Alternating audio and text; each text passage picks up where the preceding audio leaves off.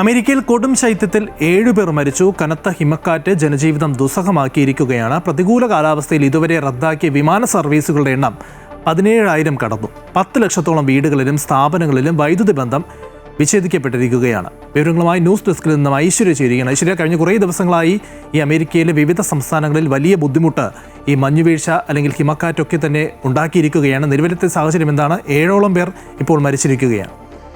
അത് ലെജൻഡ് സൂചിപ്പിച്ചതുപോലെ അമേരിക്കയിൽ ആകെയുള്ളത് 50 സംസ്ഥാനങ്ങളാണ്. ഈ 50 സംസ്ഥാനങ്ങളിൽ പകുതിയോളം സംസ്ഥാനങ്ങളെയും ഈ ഒരു കൊടുങ്കാറ്റും മഞ്ഞുവീഴ്ചയും ശക്തമായി ബാധിച്ചിരിക്കുന്നു എന്ന് വേണം പറയാനായിട്ട്. കാരണം ഇപ്പോൾ തന്നെ 27 സംസ്ഥാനങ്ങളിൽ അടിയന്തരാവസ്ഥ പ്രഖ്യാപിച്ചു കഴിഞ്ഞിരിക്കുകയാണ്. കാരണം 180 ദശലക്ഷം ആളുകളെയാണ് ഈ ഒരു മഞ്ഞുവീഴ്ച നിലവിൽ ബാധിച്ചിരിക്കുന്നത്. ലെജൻഡ് സൂചിപ്പിച്ചതുപോലെ 7 മരണമാണ് നിലവിൽ സ്ഥിരീകരിച്ചിരിക്കുന്നത്. പിന്നെ ഈ റോഡ് അപകടങ്ങൾ താരതമ്യേന കുറയാൻ കാരണം ഈ പൊതുവകുപ്പിൻ്റെ കാര്യമായ ഒരു ഇടപെടലും മുന്നറിയിപ്പുകളും ഉണ്ടായിരുന്നു എന്നുള്ളത് കൊണ്ടാണ് വലിയ രീതിയിലുള്ള റോഡ് അപകടങ്ങളൊന്നും ഉണ്ടാവാതിരുന്നത്. കൂടാതെ ചരിത്രപരമായ ഒരു കൊടുങ്കാറ്റ് എന്നാണ് US പ്രസിഡന്റ് ഡൊണാൾഡ് ട്രംപ് ഇതിനെ വിശേഷിപ്പിച്ചിരിക്കുന്നത്.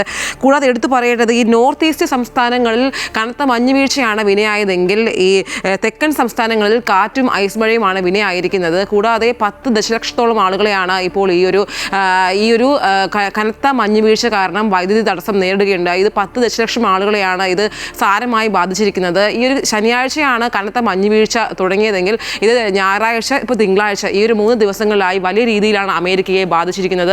മറ്റൊരു എടുത്തു പറയേണ്ട ഒരു കാര്യം എന്ന് പറയുന്നത് ഈ ഒരു ജനങ്ങളെ ഇത് സാരമായി ബാധിച്ചു എന്നുള്ളതാണ്.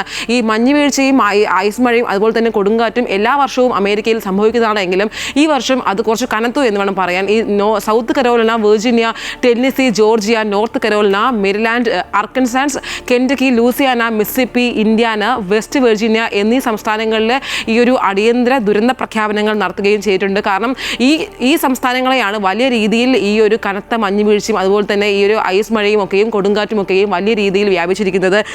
ഈ 16 ലക്ഷത്തിലധികം പേർക്കാണ് ഇപ്പോൾ ഇത് സാരമായി തന്നെയും ഈ ഒരു കനത്ത നഷ്ടങ്ങളൊക്കെ തന്നെയും ബാധിച്ചിരിക്കുന്നത്. കൂടാതെ സർക്കാർ സംവിധാനങ്ങളുടെ ഒരു മുന്നറിയിപ്പ് എടുത്തു പറയേണ്ട ഒരു കാര്യം തന്നെയാണ്. കാരണം ഈ സംസ്ഥാന സർക്കാരിൻ്റെയും ഈ ഓരോ സംസ്ഥാനങ്ങളിലെയും ഒരു പൊതുകാര്യ വകുപ്പിൻ്റെയും ഇടപെടലാണ് ഈ ഒരു ഇത്രയും വലിയൊരു ദുരന്തം ഉണ്ടായിട്ടും അത് ജനങ്ങളെ ബാധിക്കാതെ അല്ലെങ്കിൽ വലിയ രീതിയിലുള്ള അപകടങ്ങളൊന്നും ഉണ്ടാകാതെ പോയത് കൃത്യമായ ഒരു മുന്നറിയിപ്പ് ഉണ്ടായതിനാൽ തന്നെയാണ്. കൂടാതെ ഇനി നടക്കാനുള്ളത് എങ്ങനെയാണ് ഈ വൈദ്യുതി ബന്ധം വിച്ഛേദിച്ച അല്ലെങ്കിൽ നഷ്ടമായ ആളുകളെ എങ്ങനെ പുനഃസ്ഥാപിക്കുക എന്നുള്ളത് കുറച്ച് ബുദ്ധിമുട്ടേറിയ കാര്യമാണ്.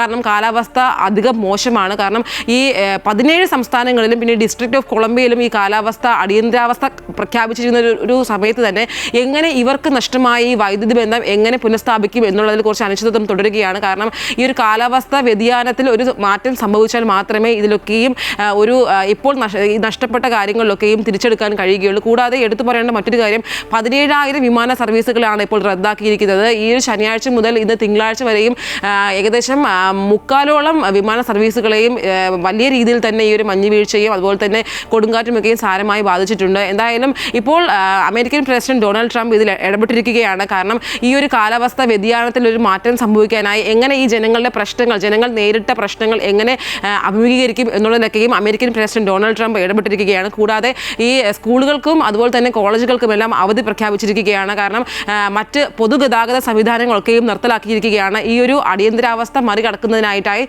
വലിയ രീതിയിലുള്ള ഇടപെടലുകളാണ് ഇപ്പോൾ അമേരിക്കയുടെ ഭാഗത്ത് നിന്നും അല്ലെങ്കിൽ അവിടുത്തെ സർക്കാരിൻ്റെ ഭാഗത്ത് നിന്നും ഉണ്ടായിക്കൊണ്ടിരിക്കുന്നത്. ശരി, എന്തായാലും അമേരിക്കയിൽ കൊടും ശൈത്യം തുടരുകയാണ്. 7ഓളം പേർക്കാണ് ജീവൻ നഷ്ടമായത്. അതോടൊപ്പം തന്നെ നിരവധി വിമാന സർവീസുകൾ റദ്ദ് ചെയ്തിട്ടുണ്ട്. പല വീടുകളിലും അല്ലെങ്കിൽ സ്ഥാപനങ്ങളിലുമൊക്കെ വൈദ്യുതി ബന്ധം വിച്ഛേദിക്കുകയും ചെയ്തിരിക്കുകയാണ്. ഐശ്വര്യയാണ് വിവരങ്ങൾ നൽകിയത്.